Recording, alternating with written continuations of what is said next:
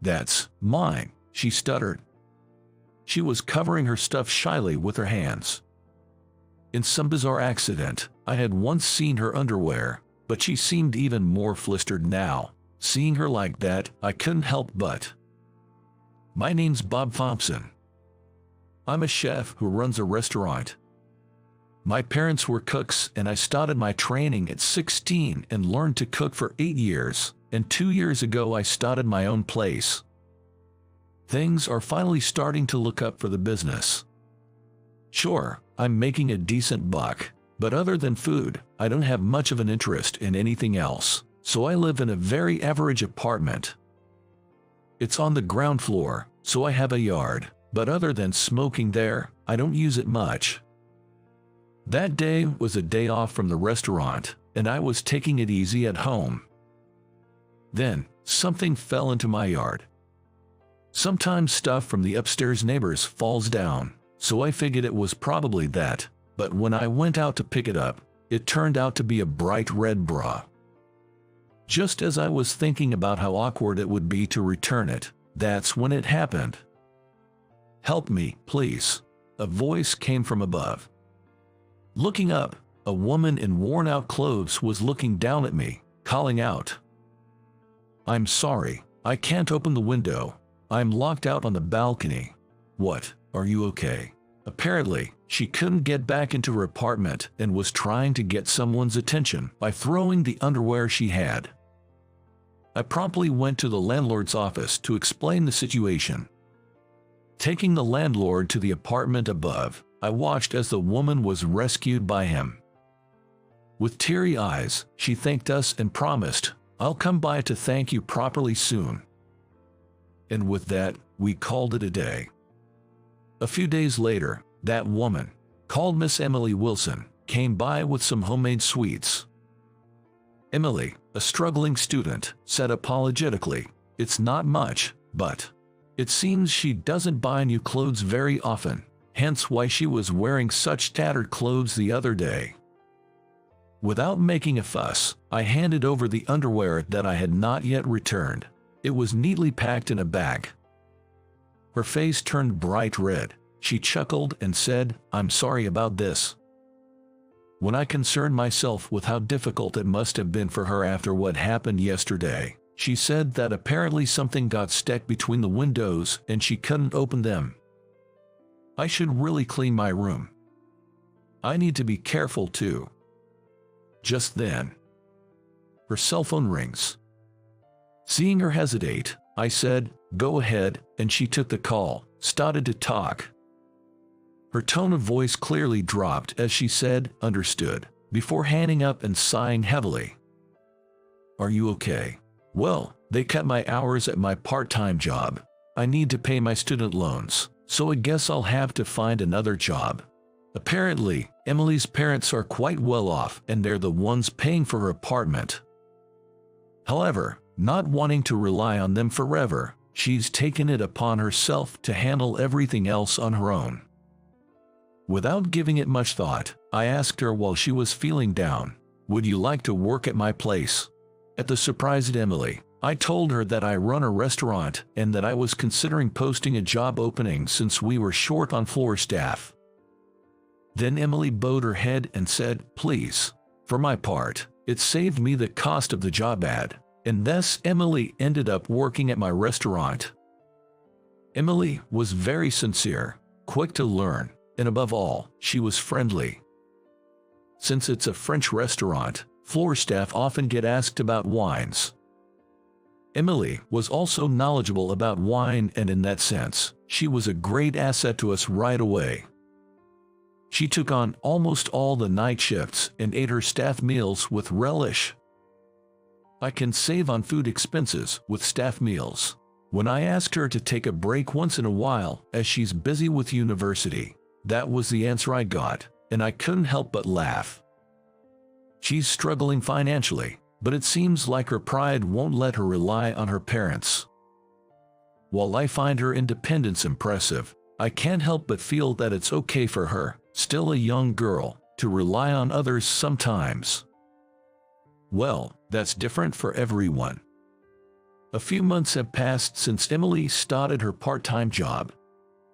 This day was the busy Christmas season, and both the kitchen and the floor were bustling. We had more customers than expected, and the kitchen started to get overwhelmed.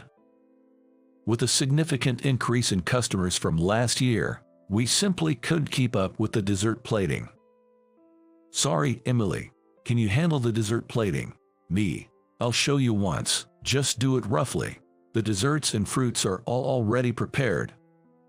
In our place, we don't employ a pastry chef. Instead, the chefs take turns preparing the desserts. I showed Emily how to plate the desserts once, and she immediately started plating several just like it. Her work was efficient and, in fact, her plating was even better than mine. I found it intriguing, but I was too busy to ponder it. A few hours later, we finally got through all the customers and decided to have our staff meal. Since it's close to Christmas, there were cakes too. Emily was happily munching on her cake. "You were a big help, Emily. Thanks to you, we managed. You're really talented." And no, I'm not. It was when Emily said this bashfully. "Hey, who left these papers here? The ones for the certified baker." Matthew from the floor staff had the papers that had been left near the locker.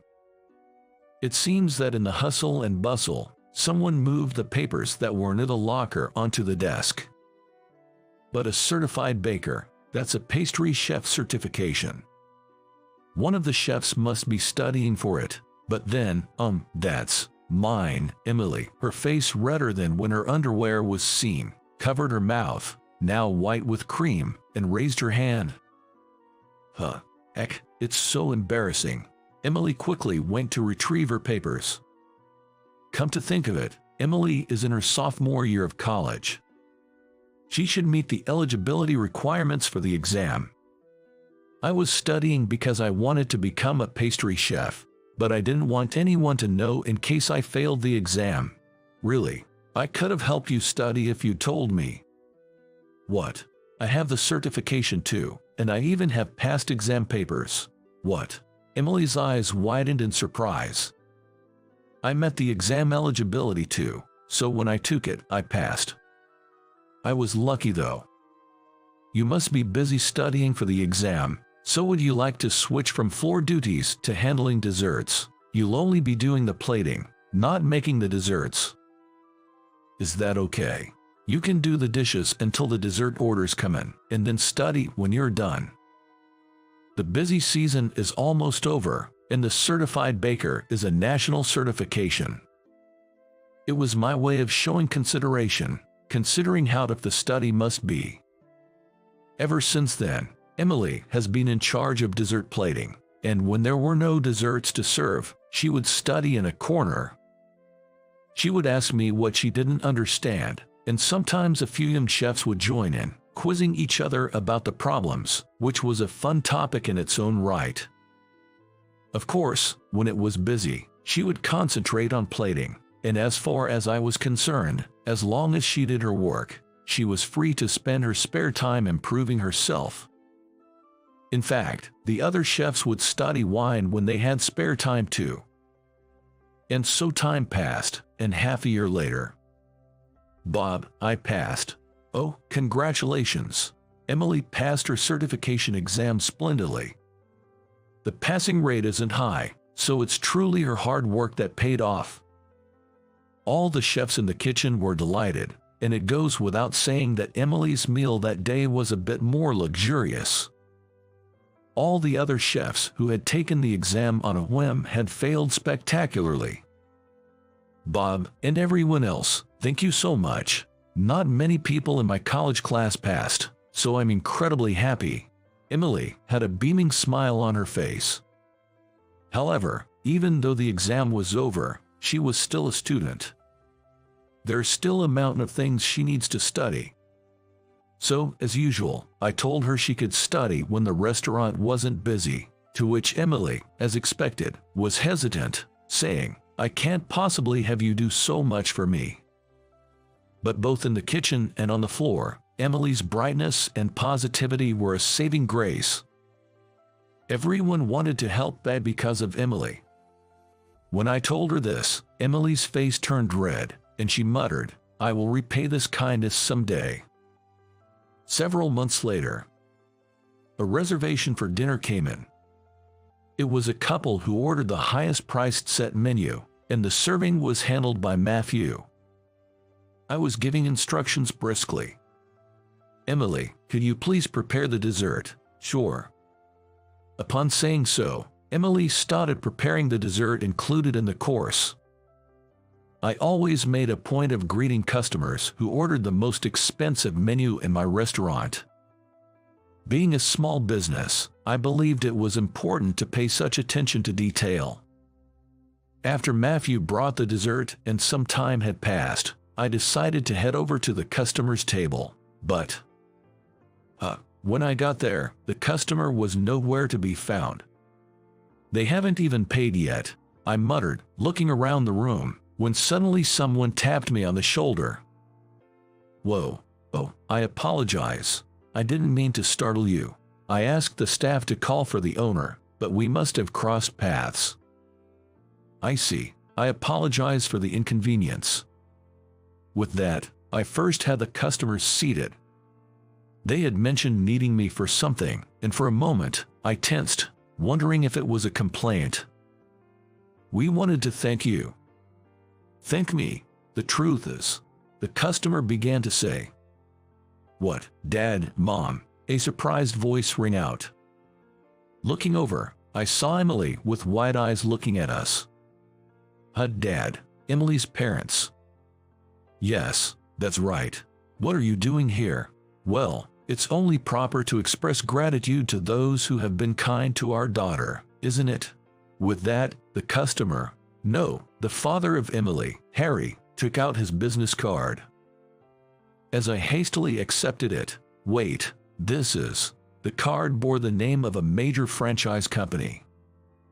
I knew Emily's parents were wealthy, but I had no idea they were in the restaurant business. She wants to work in the food industry in the future and is studying for a certification. I hear you've been helping her. No, it's all thanks to Emily's hard work. I simply spoke the truth. Emily, looking embarrassed, muttered, "Dad, please stop." As a daughter, this must be a cringy moment.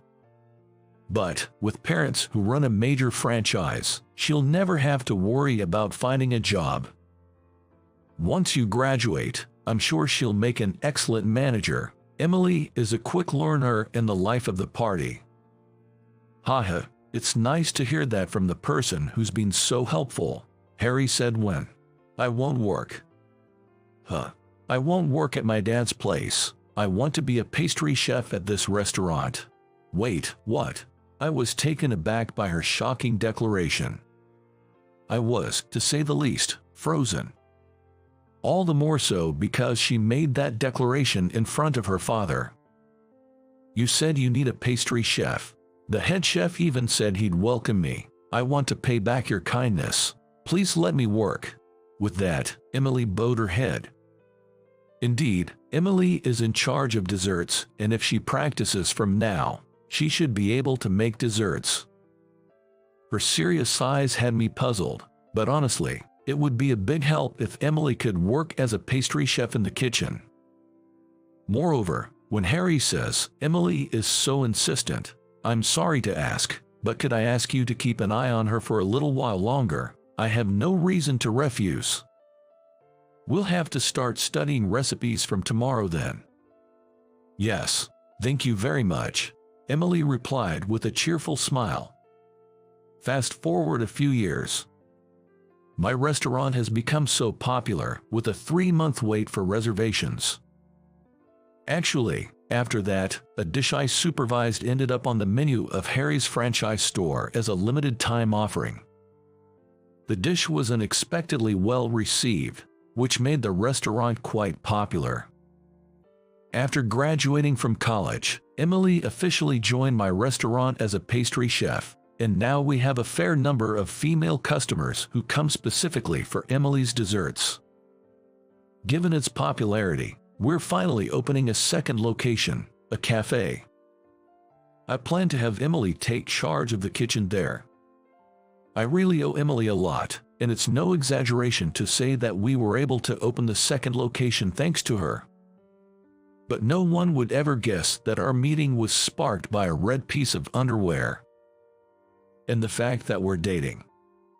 Moreover, with the both parents' approval, I planned to give her a ring, but she said, let's wait until the restaurant gets on track, so they'll have to wait. Now the restaurant seems to be more important to her than I am, which is a bit frustrating. Oh well.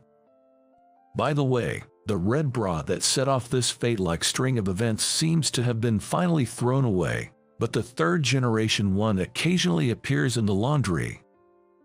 It seems that it was originally something she bought on sale, but now she apparently wears it as her lucky charm underwear for good luck. She wears it when something important is happening. Yes, on days like today. Bob, what are you doing? We're opening soon. I know. Today is the opening day of the second location. Customers are already lining up, and it's bustling. The two of us will open the door and probably greet them with smiles. Welcome. I know this is sudden, but can you stay at my place for a month, starting next month? This utterly unexpected request came from the newly transferred female chief, who had suddenly called me in. It was more than enough to throw me into a state of confusion. This utterly unexpected request came from the newly transferred female chief, who had suddenly called me in. We're not close enough for me to be living at her place. Excuse me. While I was taken aback, the chief blushed, fidgeting in embarrassment. Through this request from the chief, my life was about to take a significant turn. My name is Thomas Mason. I'm 32 years old and work at an elderly care facility. I've always loved interacting with older folks since I was a kid, being quite the granny's boy, so caregiving is the perfect job for me. However, the caregiving staff at work are mostly women in their 50s and 60s, and there are only two men, me and the chief. That's why the chief and I often take on heavy lifting, and I was a little dissatisfied with the unfair division of work. But I can't voice such complaints to female staff.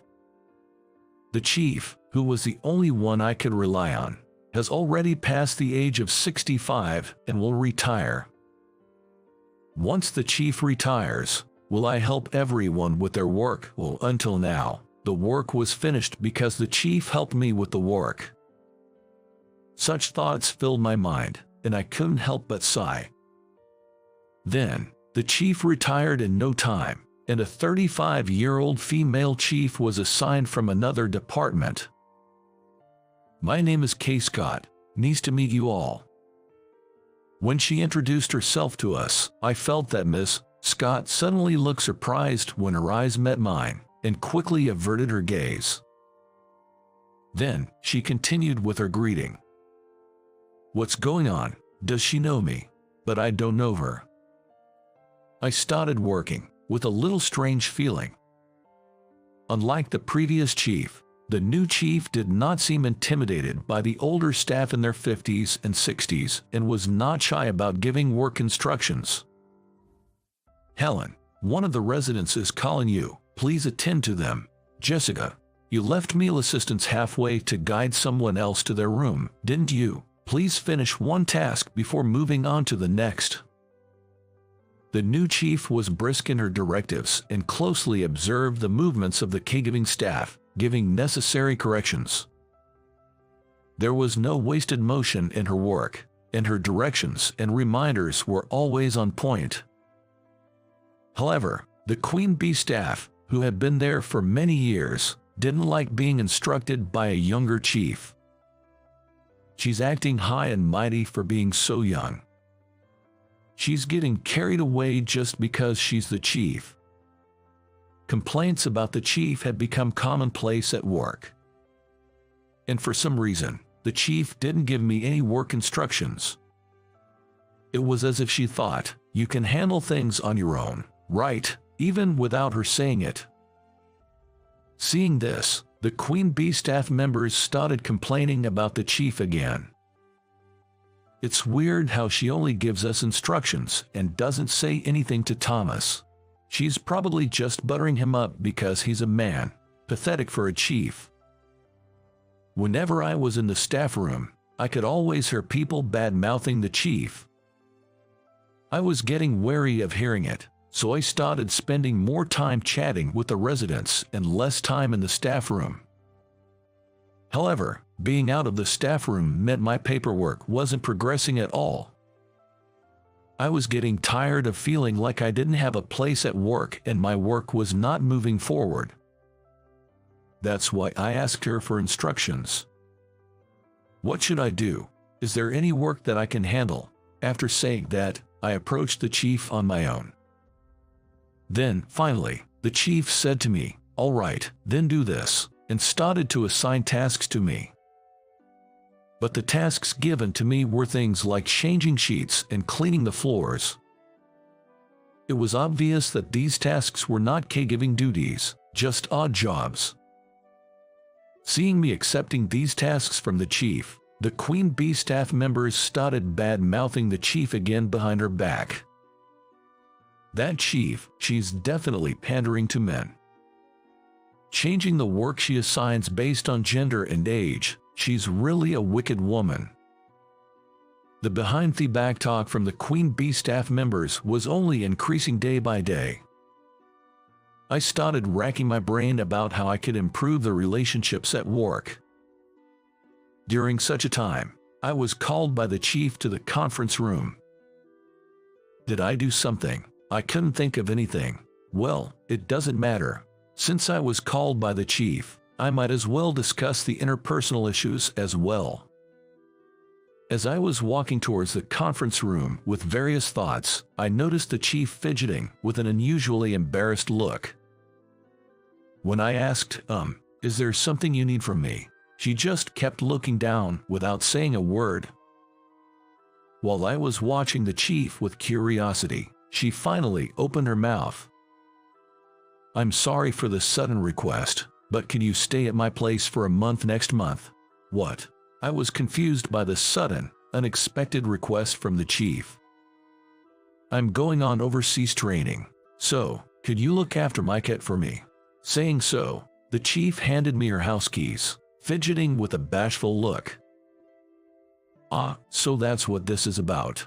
Although I understood, I felt a strange sense of urgency about this unexpected request from the chief. Why me? Aren't there other people you could ask?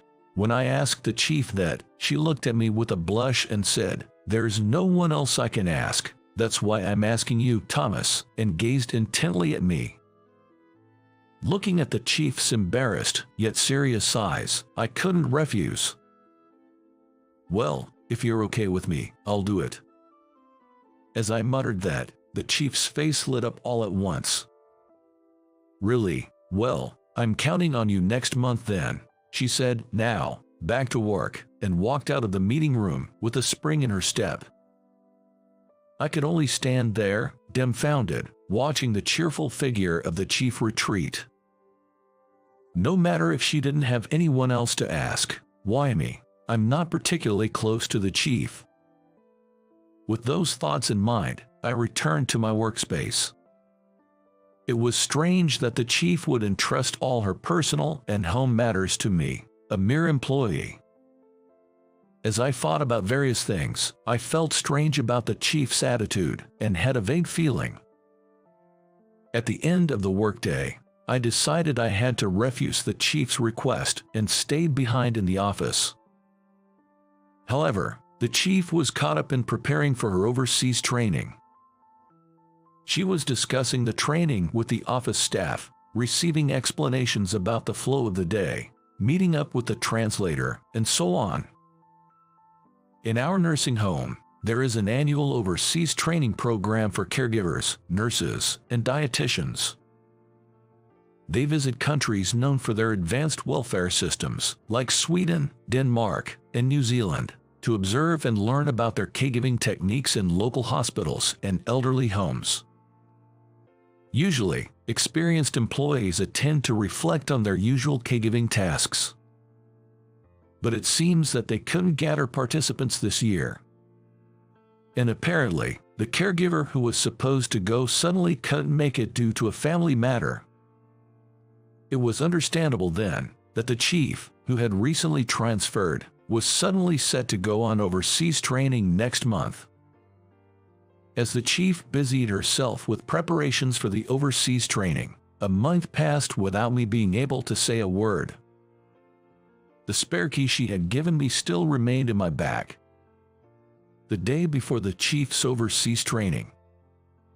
Is she really going tomorrow? As I stared at the key I had received from the chief and thought about various things, the chief, who was about to go on her overseas training the next day, called out to me. "Could you drop by my place after work today? From tomorrow, I'll be relying on you to take care of my home daily." Upon hearing the chief's voice, I ended up having dinner at the chief's house after work that day. For some reason, although I should be visiting the chief's house for the first time, the apartment building seemed vaguely familiar. I thought about it for a while, but in the end, I couldn't remember anything, and with a feeling of unease, I entered the chief's home. As soon as I stepped into the chief's home, something black flew across in front of me. What? As I stood there in surprise, the cat, which had been on top of the cat tower until a moment ago, dashed into the depths of the room with great speed. She's incredibly shy around people. She's never let any visitors touch her. The chief explained this while putting down her bag, donning an apron, and starting to prepare dinner. Wait a minute, I've never owned a cat before. There's no way I can take care of one that's so timid. When I voiced my concerns, the chief waved me over to the kitchen and said, "Come over here." She then proceeded to teach me about the proportions and timing for preparing cat food and water. She even showed me how to clean the litter box. But even if I understand how to take care of her, I don't think I'll be able to bond with her. When I voiced this concern with a sigh, the chief responded, "You don't have to force yourself to get along with her. Just make sure you feed her and take care of the litter box. That's all you need to do." I was overwhelmed by the chief and reluctantly said, "I understand. I learned only the basics of cat care from her." Then, the chief hastily cooked dinner for me and left early the next morning for an overseas training program. The next day, I continued with my regular work as usual. Today, as well, I was busy with work, and before I knew it, it was past the regular time. "Oh, no, I have to take care of the cat," I exclaimed and quickly stood up, hastily clocked out, and headed towards Chief's house. When I arrived at the house, a swift black figure dashed past me. Looking up, I saw a cat tower next to the front door, and from it, the cat jumped down and fled into the room. Is it okay to jump down from such a high place? If this continues, she'll eventually get hurt. Saying so, I went into the room to replenish the cat's food and clean the litter box. As I did this, the cat was watching me intently through a gap in the sliding door of the bedroom. Come to think of it, I hadn't asked the chief for the cat's name. I took the liberty of naming her Fluffy and tried to beckon her over, but the cat hissed in intimidation. I worried that this situation might be causing the kitty some stress. I said to her, "I'm going home now, make sure you eat your food," and left Chief's house. For about a week, I went over to Chief's place daily. The cat seemed to find it strange that I, a stranger, not its owner, was visiting the house every day to feed it and clean its litter box. Slowly, she started venturing out from behind the sliding door of the bedroom, tentatively sniffing my bag. However, she would jolt and retreat back to the bedroom whenever I moved. Despite this, I felt like I was gradually closing the distance with the cat. In order not to startle her, I'd carefully place a treat in front of her, keeping my movements to a minimum. Then, even though she'd contemplate returning to the bedroom for a moment, she'd sniff at the treat and take a bite. With such persistent efforts, the cat started to come near me. She would sniff the hem of my clothes, back hunched in caution. She would surely bolt at an incredible speed if I made any sudden move. I was unable to move, frozen in place for several minutes. But today, I started work early at 7 a.m. and worked overtime. I ended up missing my lunch break and was famished. I desperately wanted to eat something, but I couldn't move. My hunger eventually won over, and I decided to move slowly. The chief had previously told me, "You can eat anything you find in the house." I got up as if in slow motion and went to the kitchen.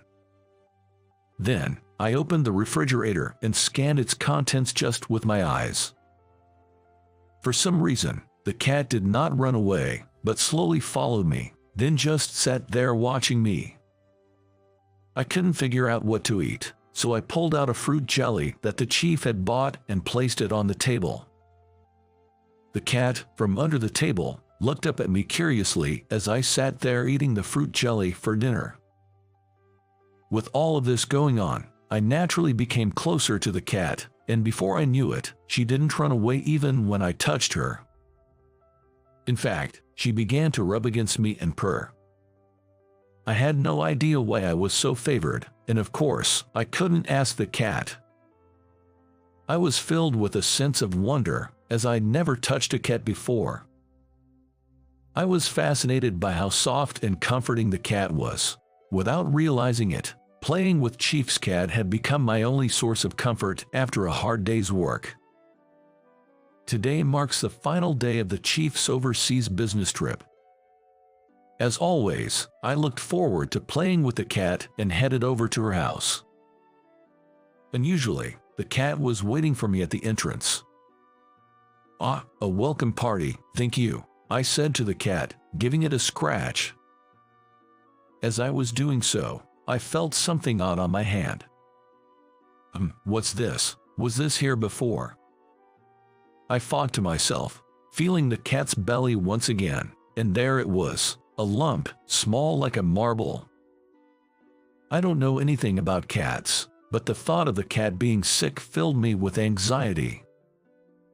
In a panic, I looked for a 24/7 veterinary clinic and rushed there. To my surprise, the vet's eyes widened in shock. "This seems to be a skin tumor. At this size, it would be very difficult to find unless you're frequently touching and checking the cat's body. Good find," he said.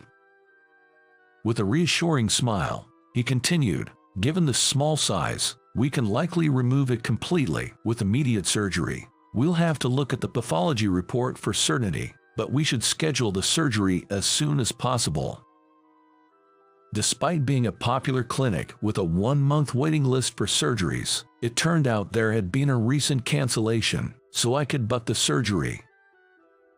I scheduled the surgery right there, and given my worry about the cat, I decided to stay at Chief's house for the night.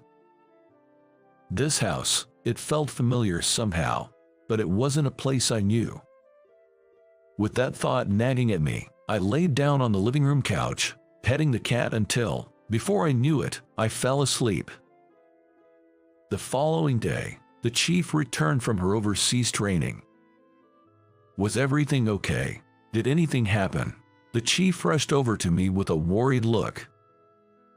"I'm fine, but..." I stammered, then told her about the cat's illness. "What, you noticed that?" The chief was surprised that the cat, who usually didn't let anyone else touch it, allowed me to pet it daily.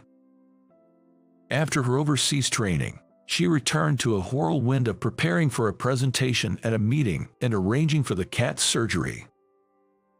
The cat's surgery, which I was worried about, was a success. The results of the pathological examination revealed that it was a malignant tumor. However, because it was discovered early, The cancer was completely removed, and the possibility of metastasis was considered very low. When she finally had a moment of calm, she wanted to thank me again, and I was invited to her house. As soon as I arrived at her house, the cat, with its eyes shining, approached me with its tail up. Watching me and the cat, who kept rubbing up against me fervently, the chief started to speak. "You've always been such a perfect gentleman, even back then. I can see why my sister and the cat chose you." I widened my eyes and asked, "What do you mean?" But as I looked at her face, I remembered something. I was always a bit more mature than my classmates in elementary school, partly due to my physical build. I know it might sound weird to say this, but I was a bit of a heartthrob and was quietly popular among the girls. In the 6th grade, I became an official couple with my first love, and our relationship lasted until middle school. Looking at us, her sister would watch us with an envious look, like "You guys are lucky." Could it be? "You're the sister of my first love." When I said that to the chief, he laughed with a bright smile and said, "Did you just notice?" Then, she told me a story. After my first love and I broke up in middle school, her parents divorced. Her sister went to live with their mother, and the chief went with their father. Their father passed away from cancer a few years ago. She hasn't been able to get in touch with her sister or her mother. Feeling left behind and lonely, Kay started keeping a cat a few years ago. This house is actually her childhood home, but it's changed a lot recently as the area has been developed into a new residential area. The apartment was also renovated, which is why I didn't recognize it. To distract herself from her loneliness, she had been putting on a brave face at work. And then, she was transferred to my apartment, and we were reunited. I secretly had a crush on you as I watched how seriously you cared about my sister. Saying that, the chief smiled shyly. Unlike when she was at work, she had a really kind and cute atmosphere. I felt an electric shock course through me, blindsided by this unexpected revelation of our past connection. From that moment, I found myself frequently visiting her house to see the cat. "You've done so much for the cat. It's gotten much better thanks to you. I can't thank you enough." She'd repeatedly expressed her gratitude, to which I replied that I wanted something in return. When she asked what I wanted, without missing a beat, I pointed towards the entrance hall and said, "I'll take that." She looked confused until I held up the spare keys to her house. This is what I meant. Understanding dawned on her and her cheeks flushed a sweet pink. She was so cute that I hugged her. From that day on, our relationship officially started. "Just keep it quiet at work, okay?" she asked shyly. I noticed a softening in her personality since we started dating. Hasn't the chief been particularly nice to us lately? Maybe something good happened. Has she got a boyfriend now? As I watched her laugh off the remarks from the Queen Bee staff, I felt a sense of relief and couldn't help but smirk. I hope you enjoyed the story. Subscribing to the channel can be a great motivation for us. See you in the next video. I swear, I didn't mean to peek on purpose. The normally shut window was open, and the curtains were enticingly swaying in the breeze. I found myself looking into the depths of the window. And there she was, a woman of incredible beauty like I'd never seen before. I couldn't look away. I was completely frozen. My name is Scott Thompson, a 32-year-old salesman. I work at a real estate agency in the sales department. I feel like it's more appropriate to say that I used to be in sales. Not to brag, but I was an excellent salesman. I've been awarded as the top seller at the company headquarters more than once. I think I became complacent, believing that I'd continue down the path of success. A month ago, my fall into the pit came unexpectedly. In the morning, my colleague suddenly fell ill and asked me to stand in for an afternoon property showing appointment he had. The one who fell ill was my peer, Bob Miller. Bob's flashy appearance was his trademark, and honestly, I couldn't like him. He had a tendency to pick on me for some reason. But Bob asked me for a favor humbly, so I thought I had no choice but to accept. The client for the property showing was a woman in her late 40s. I wanted to send a female colleague to accompany her, but everyone was booked. The woman wished to see a recently built high-rise condo. It was a big contract worth nearly $2 million. Because she was Bob's client, I had to be extremely careful in guiding her. The last thing I wanted was for Bob to complain about not closing the deal because of me. I meticulously guided her through each room. She seemed distant, as if she was not really listening to my explanations. Just when I thought this was a lost cause, she suddenly put her arms around my neck, freezing me in place. The woman seductively grinned at me. This was a bad situation. "Would you like to play a little?" she asked, making my back run cold. She rubbed her soft body against mine, and I couldn't move. I wanted to remove her forcefully, but she was a client. While trying to figure out how to peacefully resolve the situation, the door suddenly opened. The person who stormed in was my boss, the department manager. His face was bright red with anger. He forcefully separated the woman and me. "Scott, what the hell are you doing with my wife? I'll be reporting this to the top boss." He yelled at me one-sidedly, and I stood there, dumbfounded. Apparently, the woman was the manager's wife. There had been rumors that they were living apart. The wife who had seduced me chuckled, saying busted. A few hours later, I was called into the director's office. The manager had reported me for trying to seduce a client and act indecently. Although I wanted to correct several parts of his report, the atmosphere didn't allow for excuses. The manager, still red in the face, was fuming with rage, and the director was looking at me as if I was garbage. Apparently, the manager reported that I had won all my previous contracts through similar unethical means. As a result, I was reassigned to a branch office in a rural town. I was essentially demoted. When I went back to my desk to receive the reassignment notice, I found Bob grinning smugly. I realized then that I had been set up. But it was too late. I silently packed up my personal belongings and left the main office. Since my reassignment to the small town branch office, I've been so idle. I feel like I'm rotting. The town where I was transferred is near the sea, much like a small rural town, and there's hardly any work. Young people have moved to the cities, leading to an increase in the population. I remembered that at a previous meeting at headquarters, there had been a discussion on whether to shut down this branch.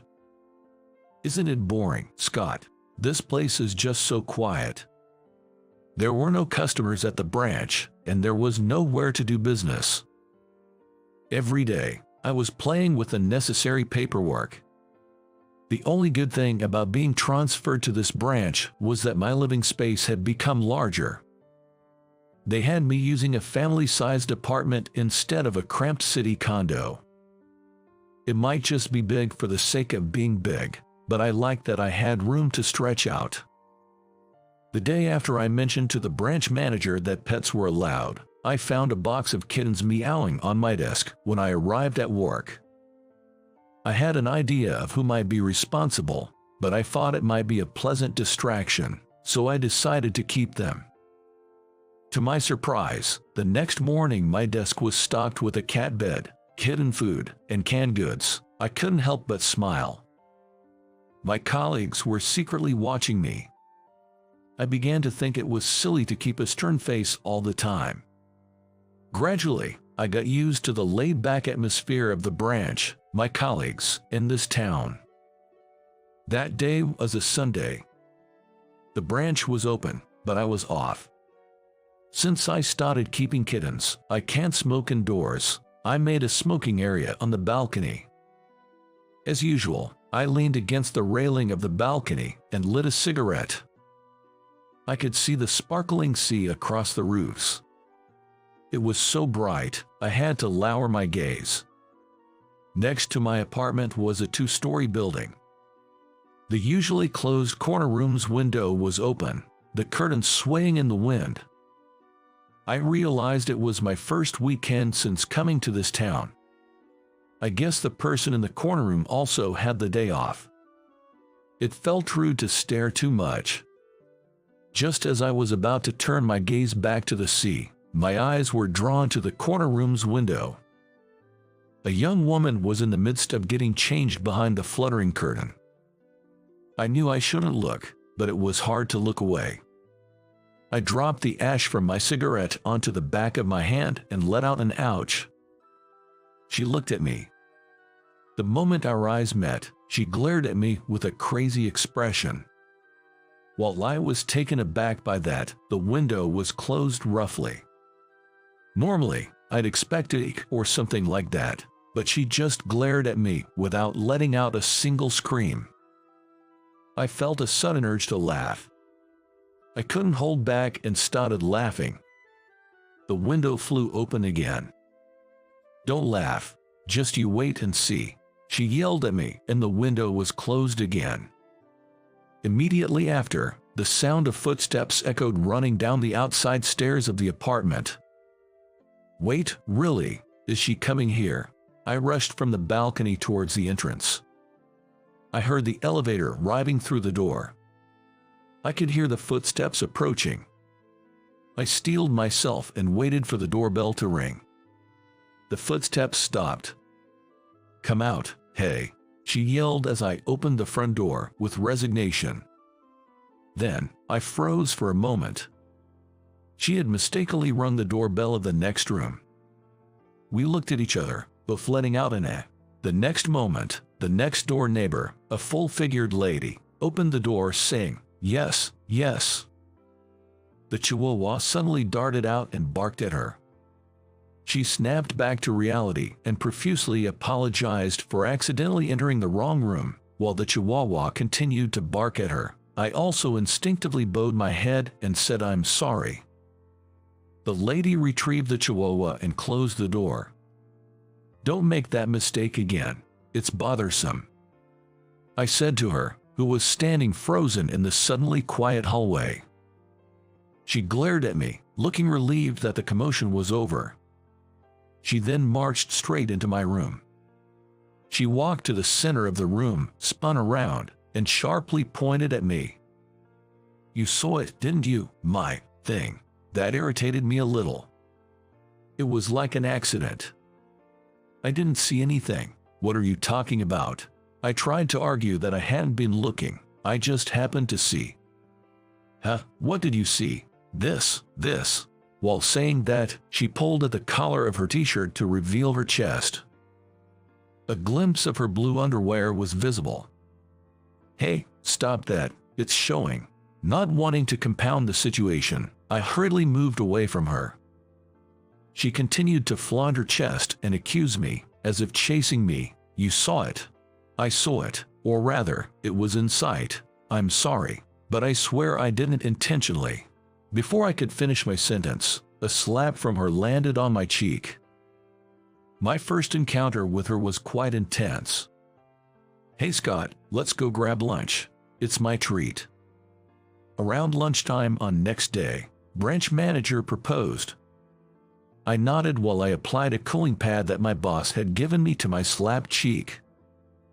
The place he took me to was a small cafe near the coast. I had passed by it before, but never entered. Branch manager, who was seemingly irregular, ordered the usual lunch for two at the counter. "Sure, 2 lunches. Take a seat wherever you like." The person who responded from behind the counter was the very woman who had slapped me the day before. She widened her eyes even further when she saw me standing next to the branch manager. I raised my hand in a somewhat awkward greeting. "Hi." "What are you saying, you peeper?" A torrent of abuse made me flinch. Branch manager casually said, "Oh, you peeped," and laughed. Left with no ground to stand on, I could only shrink back. In the end, I sat next to my boss at the counter, receiving her glare as we had lunch. When branch manager asked her if something happened, she explained what had happened yesterday. Not wanting to prolong the situation, I silently listened to their conversation. She complained about me to the branch manager. I was worried about how he would react, but he just seemed to find the whole thing amusing. He's a womanizer, no need for him to peep. I was shocked at branch manager's words. "What do you mean?" she asked eagerly. Branch manager started laughing as he told her why I was transferred. She burst into laughter, saying seriously, I was surprised by her reaction. I thought she would assume the worst of me and despise me, but she laughed and said, "You had some bad luck, huh?" As we were chatting excitedly at the counter, the cafe door opened, and in came men who were clearly not locals. She furrowed her brows by the sight of them. The manager was having a conversation with those men. They didn't seem to have come to the cafe to enjoy coffee. The manager received some documents and then sent the men away. Immediately, the manager threw the documents into the trash bin. "Hey, what was that all about?" I decided to ask her. "They've started coming around recently," she replied. "Apparently, they are real estate agents who have been aggressively buying a property in this area. Of course, they have nothing to do with our company." The company name she mentioned is indeed not well regarded in the industry. "It seems they're asking if we're willing to sell this place too," she said with a sigh. "Land speculation has a bad reputation, but it's part of the real estate business. There's nothing wrong with it if transactions are made at a fair price and with mutual consent. If you could sell at a high price, wouldn't it be okay to relocate somewhere else?" I suggested. As a business, this place seemed somewhat lonely. Even at lunchtime, there were only us as customers. I thought that relocating and finding a more profitable location could be an option. But she reacted angrily and raised her eyebrows. "Don't make reckless comments without understanding the value of this community. If you call yourself a local real estate agent, then understand more about this community." She lashed out and then disappeared into the back room. "I'm sorry about that. She's really passionate about our local community. She is called Kathy. Don't take it too hard, alright? Keep on hanging out with us." He quietly served us another round of coffee. From that day, I established a new habit. Instead of going straight home from work, I decided to take a slow walk around the neighborhood. Kathy's words about the local love had been a stimulus. I had been downhearted since my demotion, but her words became a source of motivation. When I took the time to walk, I discovered many new things. While it was said that there weren't many young people, I noticed that there were many young newcomers. Most of them seemed to have migrated here, attracted by the ocean. I'm not a morning person and had never seen the morning sea. I was invited to the beach before going to work by a young man who had moved from the city and opened a pub. There was a local beach that I had not known. At the time when the sun was about to rise, there were people waiting for the waves on their surfboards. I had never surfed, so I was surprised to see people surfing so early in the morning. With my heart pounding, I went down to the sandy beach to watch the scene. While observing them, I noticed that there were proper rules. Only one person could ride a wave at a time. There seemed to be some priority order, and they were giving way to each other. It was surprising. I had imagined it to be a more rough sport, but it wasn't. "What are you doing?" I turned around by the voice, and it was Kathy. In her hands, she had a large beadboard and flippers. "Good morning, what's that?" I pointed at the large beadboard and asked. Kathy put her flippers on the sand and sat down next to me. Then she showed me the large beadboard. Unlike a normal beadboard, it had some kind of rope attached. At the end of the rope, there was something like a wristband. "It's a bodyboard. Haven't you seen one before?" She was dressed in a short-sleeved, three-quarter-length sweatsuit. Probably she is about to hit the waves.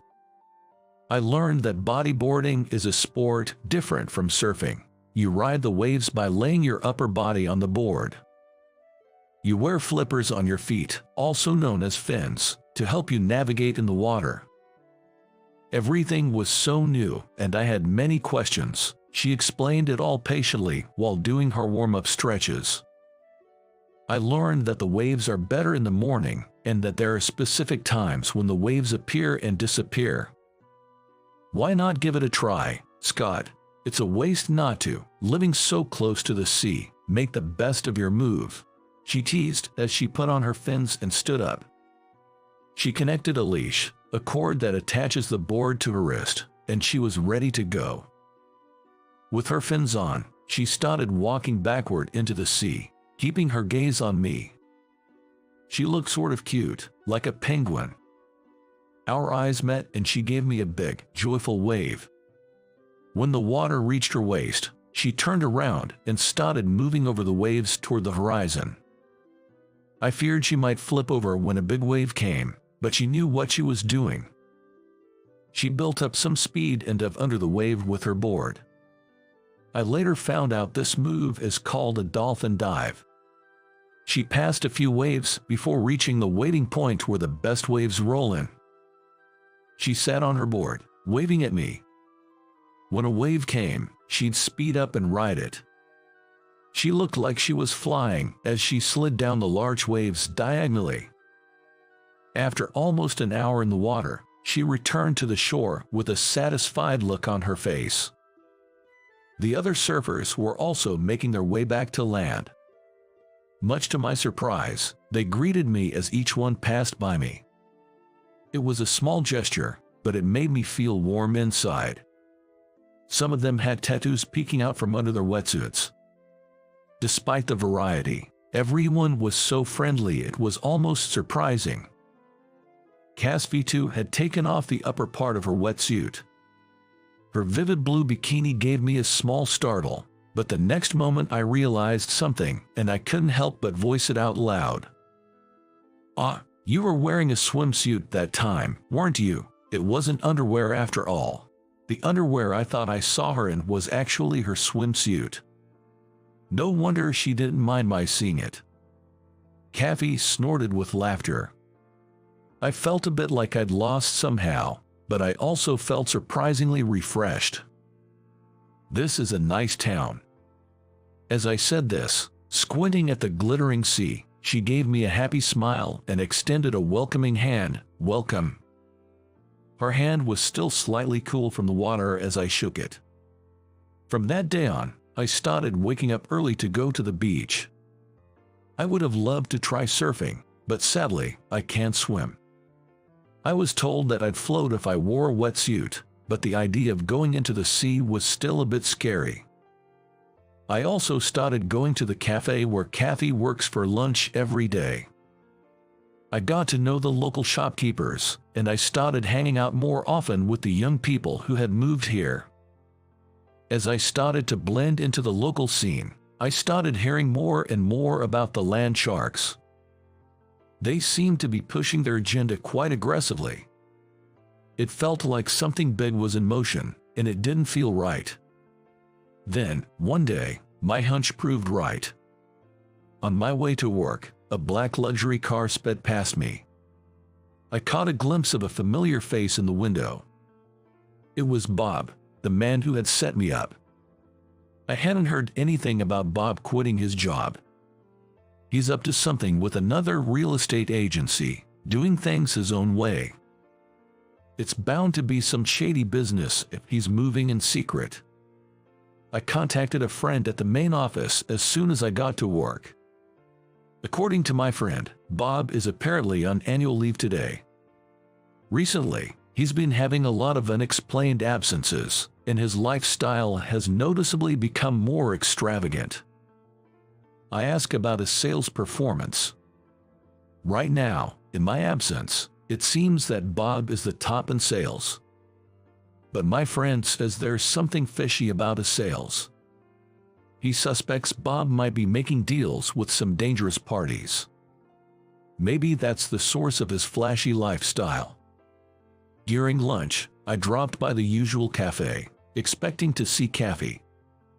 As soon as I entered the cafe, I let out a "oh." The department manager's wife, the one who caused my demotion, was elegantly sipping coffee at the counter.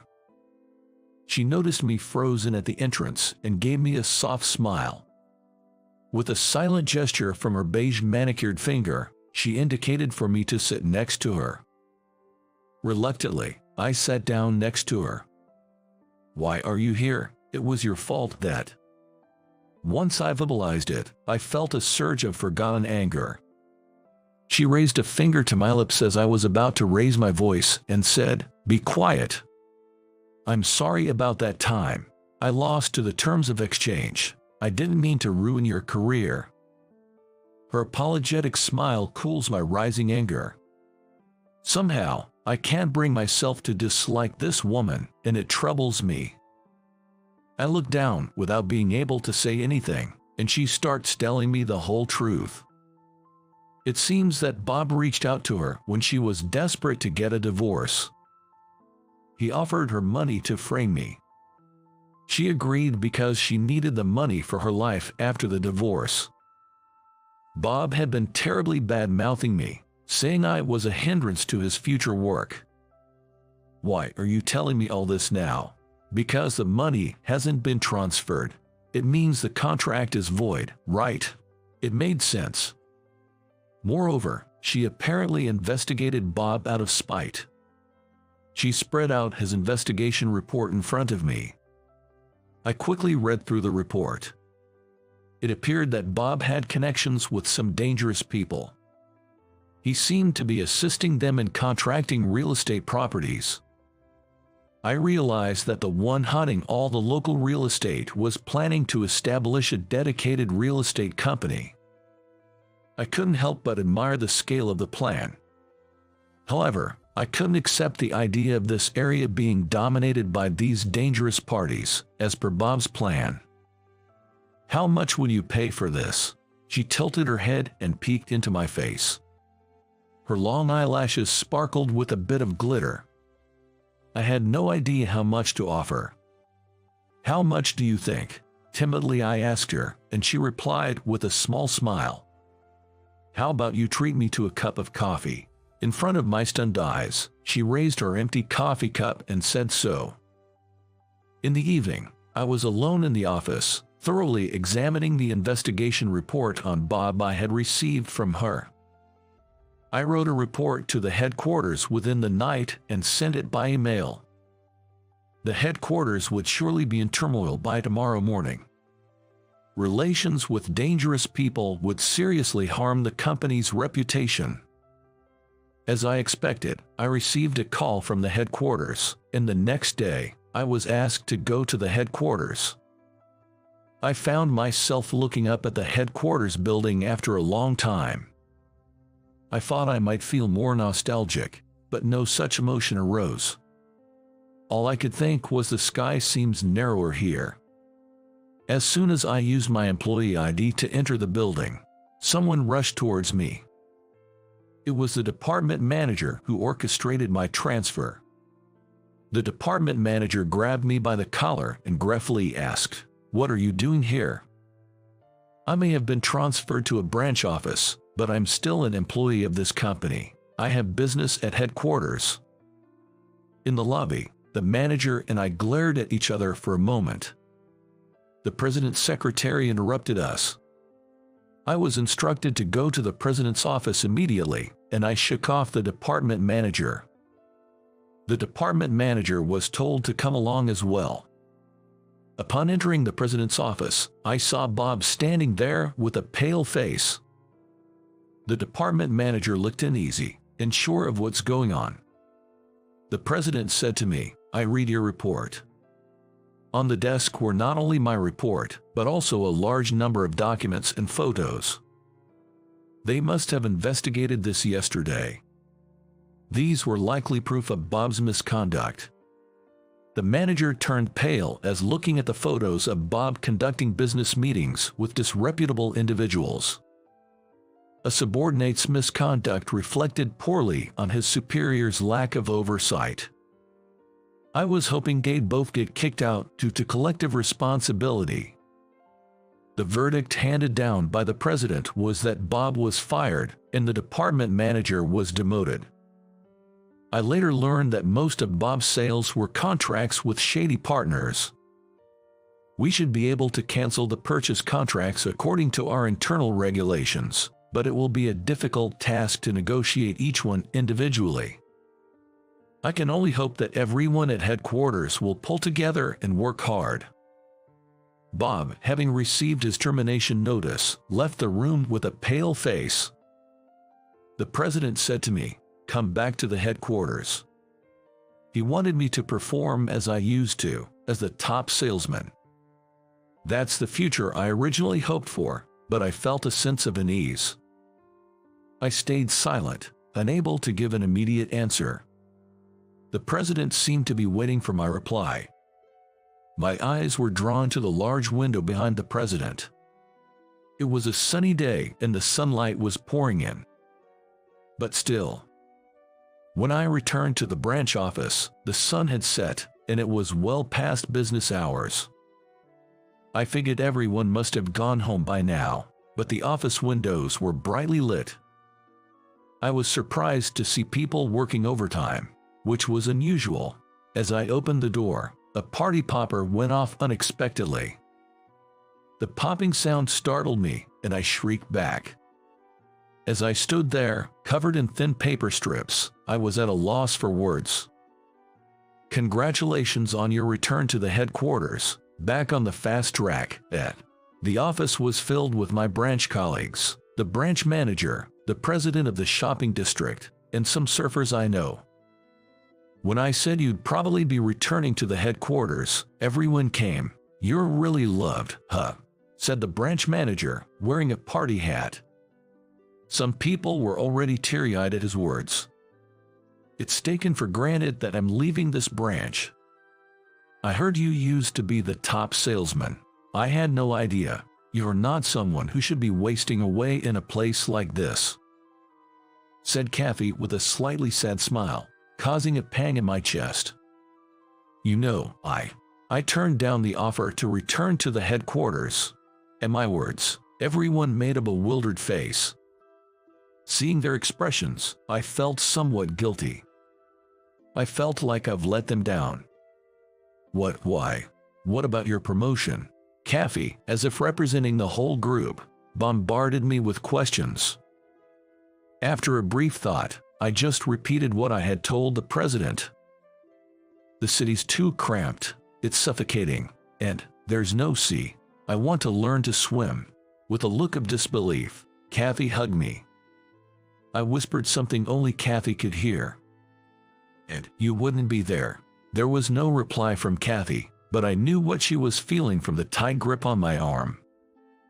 I thought my decision was not wrong at all. Early next morning, I stared at the sea from the sandy beach as usual. Next to me, Kathy was preparing to go into the sea. She narrowed her eyes, checking the waves. And as I watched her profile, Kathy glanced at me. "Weren't you the one who wanted to learn to swim?" She seemed unsatisfied that I wasn't going in with her. I wanted to learn to swim, but I didn't even have a swimsuit. When I told her I need to get the gear first, Kathy chuckled. "Just swim in your shorts." "I've been thinking, do you want to get married?" Kathy froze at my words. Ever since I met her, she's always been full of surprises. But this time, I wanted to surprise her, and I succeeded. I smiled to myself, looking at frozen Kathy.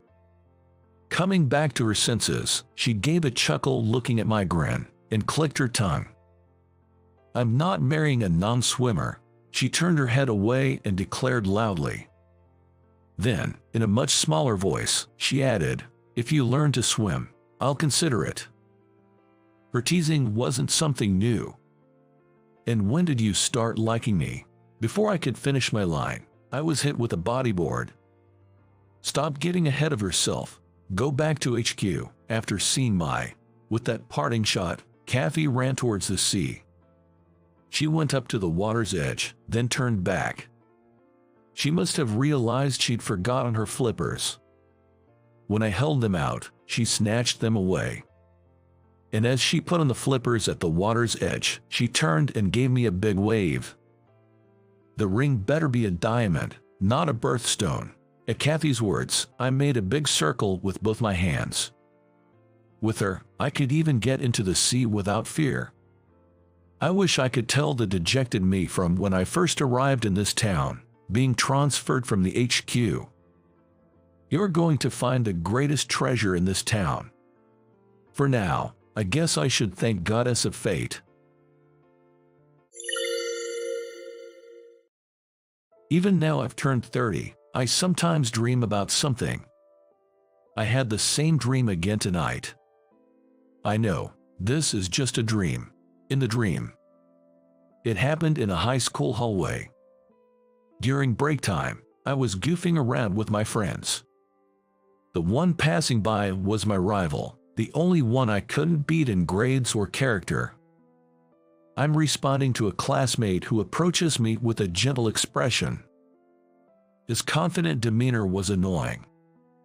My friend took advantage of my distraction with her and tripped me up saying, "Gotcha."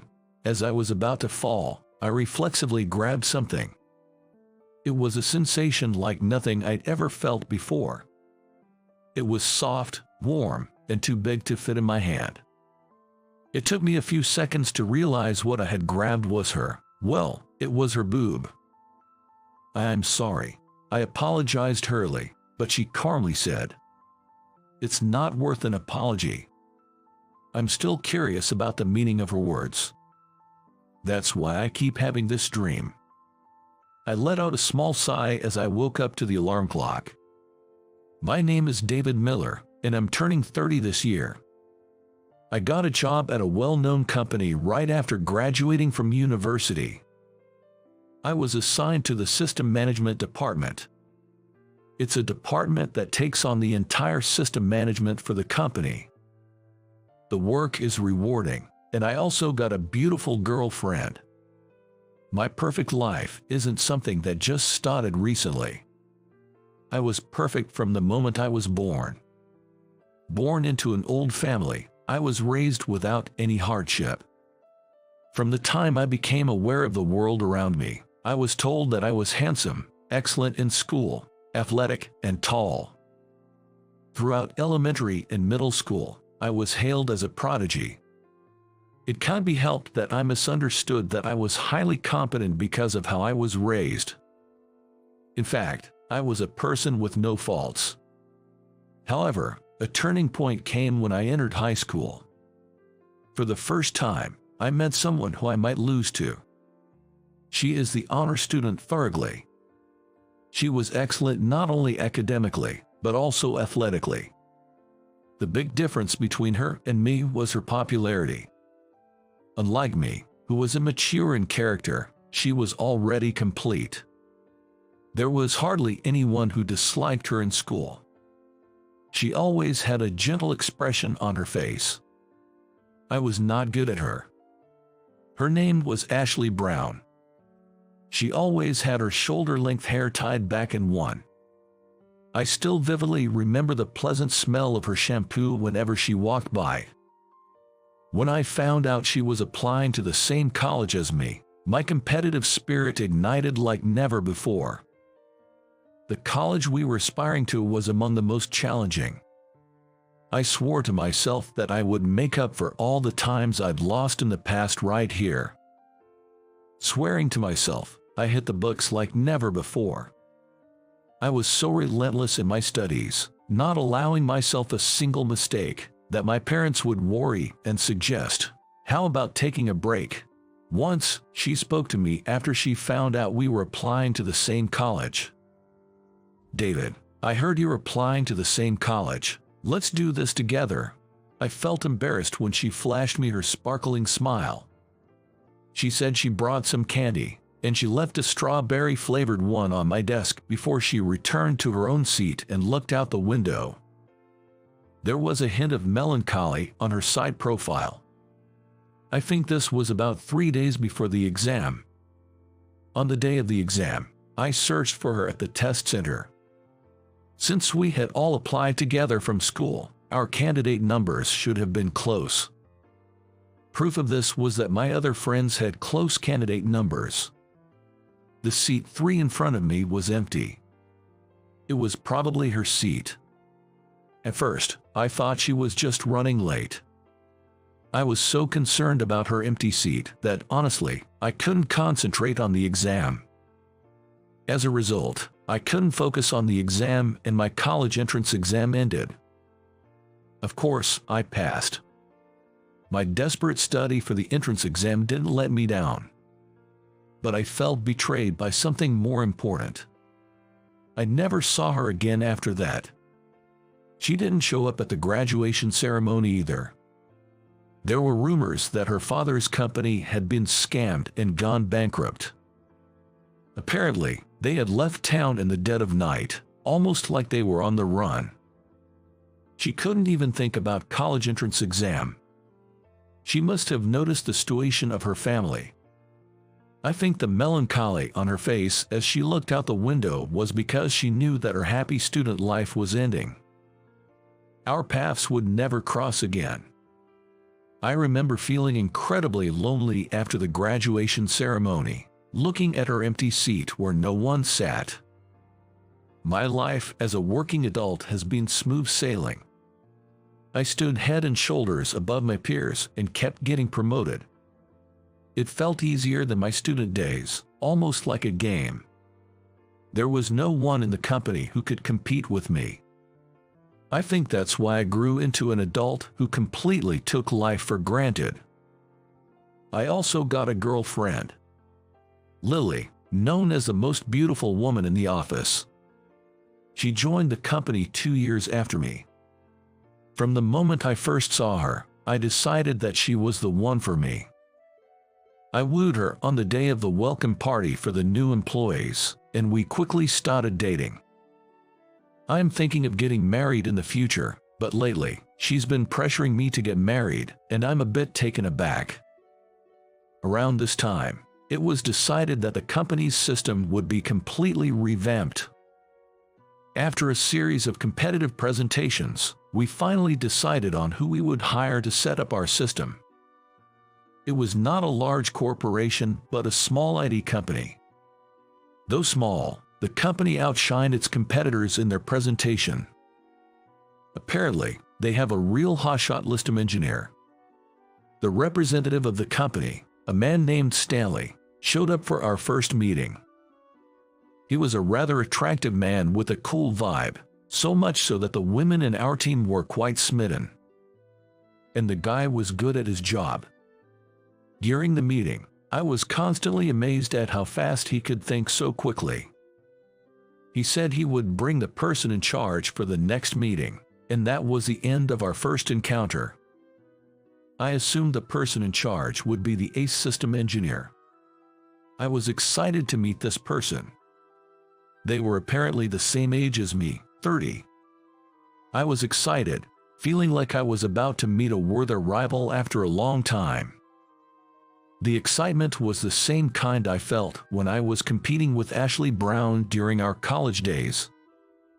When I saw who was coming to the meeting that I had been waiting for, I was so surprised, I thought my jaw was going to drop. I'm the person in charge, Ashley Brown. The person who showed up at the second meeting was her, the one who disappeared on the day of our college entrance exam. There was still a resemblance, but she was not the honor student she used to be. Her very short hair was dyed silver, and there were several piercings. The calm, gentle expression that was always on her face was gone. Oh, hi Miller, in charge of system management. We greeted each other as if we were meeting for the first time. When I handed her my business card, she took it politely. I don't have a business card because I'm a contractor, I'm sorry. Apparently, she was not a full-time employee.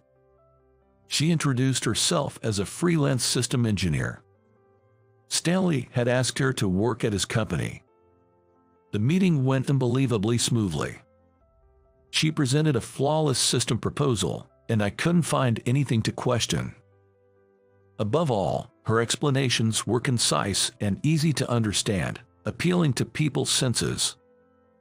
Even the bosses who weren't familiar with system could understand everything from her explanation, so I didn't need to add anything. It was a meeting that would usually take twice as long, but it ended before we knew it. Stanley always said that shorter meetings were better. After confirming a few points about future meetings with Stanley, we called it a day. As Ashley was packing up her laptop, I gathered up my courage to speak to her. I was nervous, thinking, what if I was mistaken? "Do you remember me?" I asked. At my words, she seemed to smile a bit. "I remember. You've done well, David. I heard you were in charge of system." The last time we exchanged words was back in high school, and it felt strange to be talking to her again as adults. "What have you been up to since then? You gave up on your exam too." My words came out more accusatory than I intended. This was my only acknowledged rival. Her sudden disappearance left me feeling betrayed, and I couldn't shake that off. It was a story from more than 10 years ago. Surely she must be annoyed being blamed for something so far back. Just as I expected, she knitted her brows with a look of annoyance. It was a facial expression I'd never seen before. "What I've been up to since then is none of your business, isn't it, David? You really have no tact." I was infuriated by her dismissive tone. "What the hell? The nerve of you. I'm just worried about you." I unintentionally raised my voice. "Is something wrong, Mr. Stanley?" approached. I didn't know what to say. "What do you want to know, Miller? About my college situation? I couldn't go. I didn't even graduate high school. My highest level of education is middle school. Is that what you wanted to know? I don't need your concern. Don't make fun of me." She glared at me as she stated this clearly. The person I've cared about so much is a middle school dropout. I couldn't accept this reality at once. She was the only one I considered a rival. To be honest, there was even a part of me that admired her. "Don't be ridiculous, Ashley. You've hit rock bottom like that." I knew my words were childish, but all I could do was berate and belittle her. "Education, nonsense. You just have to work your way up with your abilities." Her words left me dumbfounded. I felt like I'd been hit back. It was as if my narrow-mindedness was being held up in front of me. While I was at a loss for words, she left the meeting room quickly. I could see Mr. Stanley whispering something to her. Her slender arm was briefly wrapped around Mr. Stanley's waist in response. Their natural interaction suggested that their relationship was more than just temp and employee. The Ashley Brown I knew no longer existed. In addition to feeling lonely, a strange sense of despair engulfed me. I realized that I had idealized Ashley.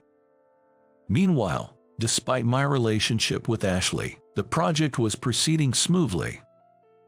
I was gradually getting used to the fact that she was not the person I had idealized.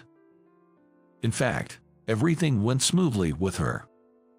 She seemed to understand everything I was thinking, and she constantly met my expectations. It felt as if we had been together for many years. "Hey, are you listening to me?"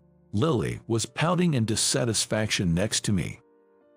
It seemed she had been absent-mindedly recalling something about Ashley during our cafe date on our day off. Honestly, I wasn't listening to Lily at all. Sorry, I'm just a bit tired from work. I tried to make an innocent excuse with a smile. Lily puffed her cheeks, looking displeased. Humph. Lily, who can be a little selfish, dislikes being put in second place. She's the type that won't be satisfied unless she is the top priority. I used to find that adorable, but today it's not charming at all. Hey, about that temp girl, the shady one with silver hair. I heard she dropped out of high school, LOL. Lily chuckled with a snobbish smirk. It seemed to be rumored in office. I've even had coworkers question whether it's okay to trust the main system to a high school dropout. Each time, I had to hold back my rising anger. I never thought that my girlfriend would say the same thing. It doesn't really matter once you're in the real world, right? If you've got the talent and the skills, that's what matters, I retorted. I had no intention of defending Ashley, but it came out sounding like I was. Lily didn't like that. She didn't like that I disagreed with her opinion. What, have you been charmed by her too, David? Weren't you the one saying anyone without a college degree is trash at the company? Come to think of it, there was a time when I said something like that. Now I realize how arrogant and foolish I was. In fact, high school dropout Ashley is still a few steps ahead of me. Apparently, she even dated Stanley. She eats men up and throws them away at her assignments, LOL. I couldn't hold back my anger at Lily's contemptuous remarks. What the hell do you know about Ashley? You happily spreading such vulgar rumors, you're the worst, I snapped. Normally, I don't raise my voice. Lily was taken aback. We rarely had fights since we started dating. But I just couldn't stand it when Lily made fun of Ashley. Why do I have to be scolded? Did I say something wrong? Lily's face, teary-eyed and glaring at me, looked disgustingly ugly. She might have not meant to be bad. I probably shared the same mindset with her all along. Sorry to interrupt. Isn't it a waste of time to fight over me? Suddenly, we were surprised by Ashley's voice coming from behind. She seemed to have been working at the cafe counter. She had her hoodie up, so I didn't notice Ashley at all. Come to think of it, this cafe is near Ashley's workplace. We were the ones stepping into Ashley's territory. I just told the truth. I didn't do anything wrong. Lily glared at Ashley and, shouting, she bolted from the cafe. All I could do was watch Lily's back as she left. Abandoned in the cafe, Ashley moved over to my table, bringing his laptop with him. Isn't that your girlfriend, David? You're not going to chase her, Ashley said, without taking his eyes off his laptop screen. As she saw our quarrel, I couldn't reply immediately. As I remained silent, Ashley sighed softly. Why did you two argue like that? Well, wasn't that a harsh way to talk about Ashley? You don't know he was a top-notch student with both beauty and brains. Judging him like he's a loser, isn't that awful? I felt strangely flustered as I was being questioned. I didn't do anything wrong. I just wanted Lily to understand that I was arguing with her to defend Ashley. But Ashley just stared at me with cold eyes. These were not the calm, bright eyes Ashley had back in our student days. They were unbelievably cold and dark. Do you think I'm happy about what you did? She said, her voice choked with suppressed anger. How can you speak so confidently without knowing anything? That was just for show. Is flaunting your own righteousness a male trait? My homeroom teacher in high school was like that too. It's ridiculous. Ashley began to talk about her past. She pretended to be a straight-A student in order to get a scholarship. Apparently, her family fell apart during middle school, and it seemed like Ashley was the one holding the family together. Of course, going to college was out of the question. Ashley had been aiming for a special scholarship. Considering her grades, she could get a scholarship from any college. She said she wanted to escape from her home as soon as possible. Then, she was called by the homeroom teacher, who had something to discuss. She was told to give her scholarship spot to another student and take the SAT, which made her doubt her ears.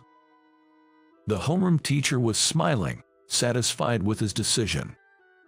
He didn't even notice Ashley, who was in despair right in front of him. Being forced to take the SAT, Ashley worked harder than ever. But all that effort was in vain, as her family had to run away in the middle of the night due to financial difficulties. There was no way she could take the SAT under such circumstances. Hard work pays off, that's the word of those who were rewarded for their efforts. Ashley ended her story with this line. "That's why, David, I get annoyed when I see you. You've been blessed since high school and you shine. Honestly, I didn't want to meet you."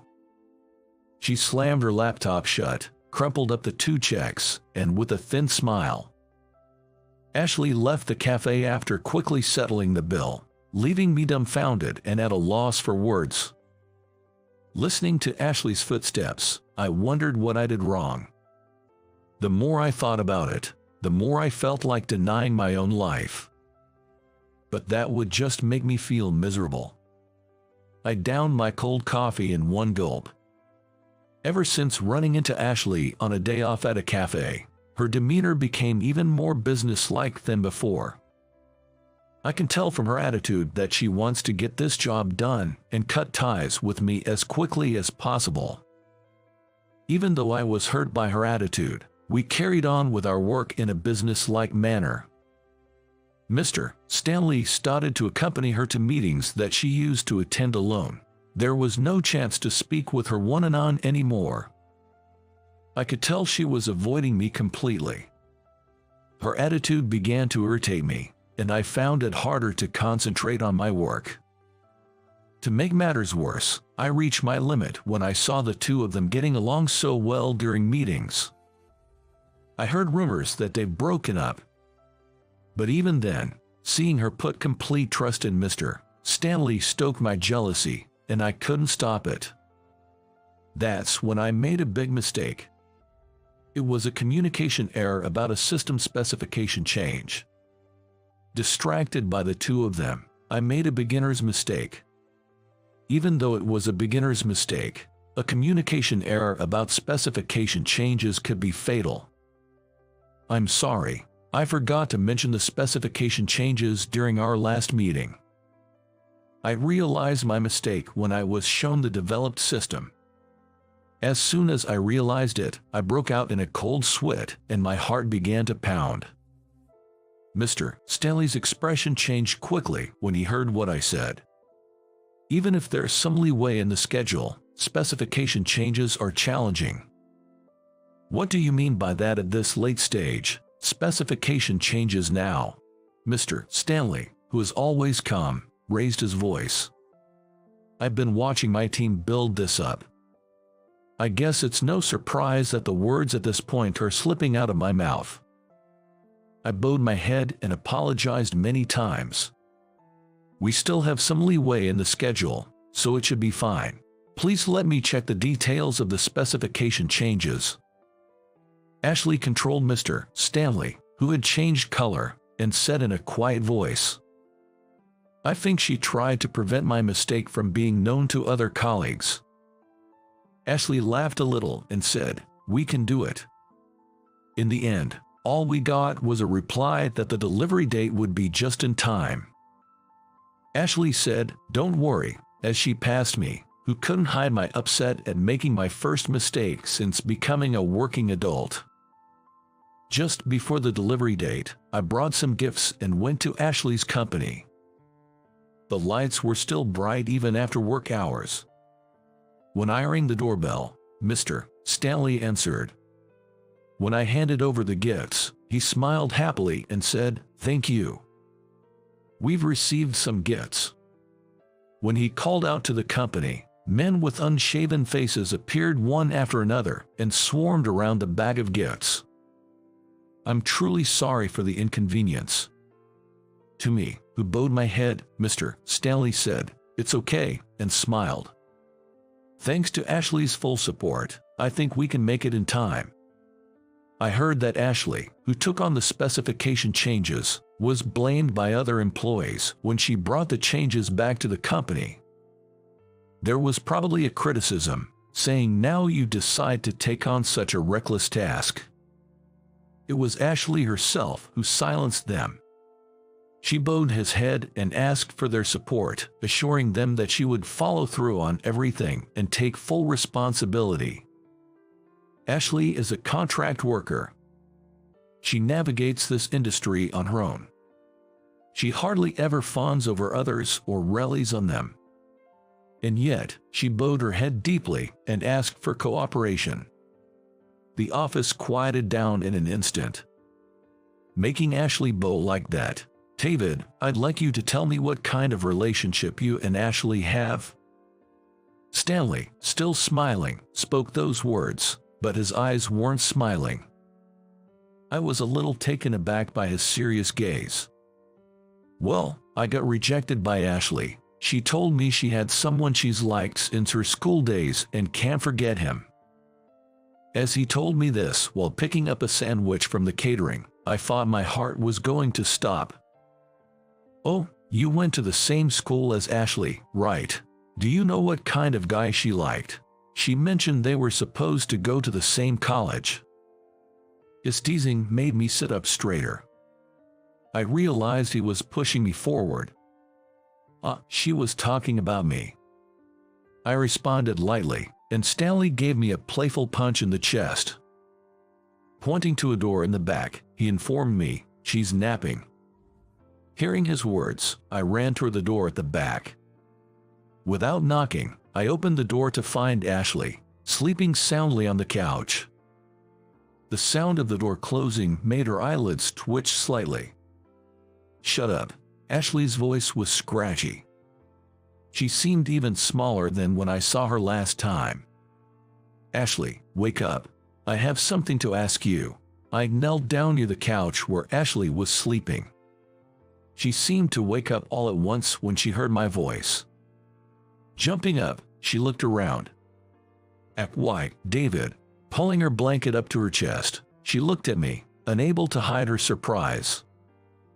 "Stanley told me, who's this person you can't forget?" Her face went white at my words, and she glared at the door. Probably glaring at Stanley in the other room. Her face turned red in no time at all. I looked into her eyes and asked again. She just blushed and didn't answer. "I heard you were supposed to take the same college entrance exams." The next moment, I felt an impact on my face. It took me a few seconds to realize that she'd thrown a cushion at my face. I've forgotten about such old memories. The sight of a fuming Ashley, her face bright red, is unbearably adorable. Usually, she's full of self-assuredness, but right now, she looks just a little bit younger and flustered. I feel closer to the Ashley I know. That night, I was dumped by Lily. "It's your responsibility to pick me up, Ashley." Tisk. She clicks her tongue, looking at me after my slightly crafty remark.